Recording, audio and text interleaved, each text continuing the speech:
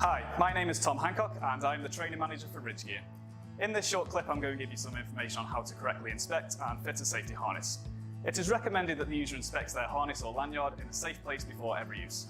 Users must ensure that the harness is the correct size, has sufficient adjustments and acceptable comfort. Lanyards should be the correct type and length and have suitable connectors.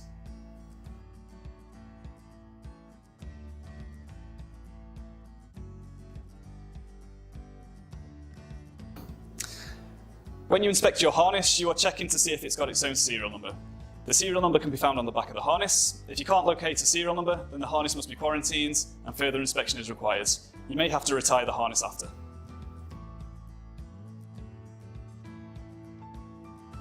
When you come to inspect any webbing, you are looking for any cuts, any abrasion, any heat damage, any chemical damage, or any severely discoloured patches. You must remember not to write on your harness using any marker pens.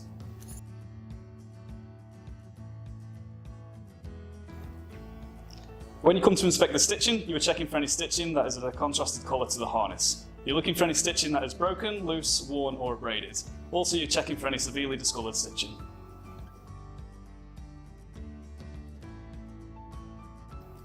When inspecting the attachment points, you are checking for any cracks, any corrosion, any distortion or any irregular wear.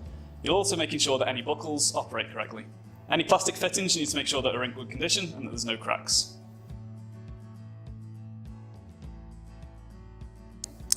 When you come to inspect your energy absorbing lanyard, again you are checking for its own unique serial number. The serial number can be found on the shock pack. You're also checking that the rope is in good condition. You're also checking that the metal items are free from damage and free from any corrosion or any cracks, and that they operate correctly, and that your shock absorbing pack has not been deployed.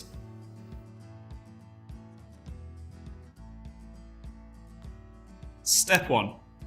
Hold your harness up by the rear attachment points. Remove any twists and ensure that the leg straps hang free. Step 2. Pass your arms through the shoulder straps and continue to make sure that there is no twists in the webbing. Step 3. Connect your chest and waist buckle. You must remember to double check that all connectors fasten correctly.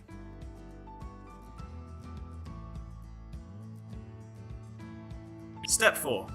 On this particular harness you need to adjust the side straps. The rear attachment point must sit between your shoulder blades and the harness must be a tight but comfortable fit. Step 5. Pull your harness down at the back so that the subpelvic strap sits towards the top of your legs. Connect leg buckles in turn and adjust to a snug fit.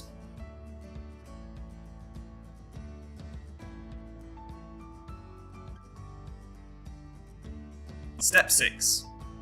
Make sure that the webbing is adjusted to suit your body size. Leaving the harness loose around the legs and chest may feel more comfortable, but in the event of a fall, the sudden jolt that occurs when the slack is taken up can cause serious damage to the body, especially in the groin area and internal organs.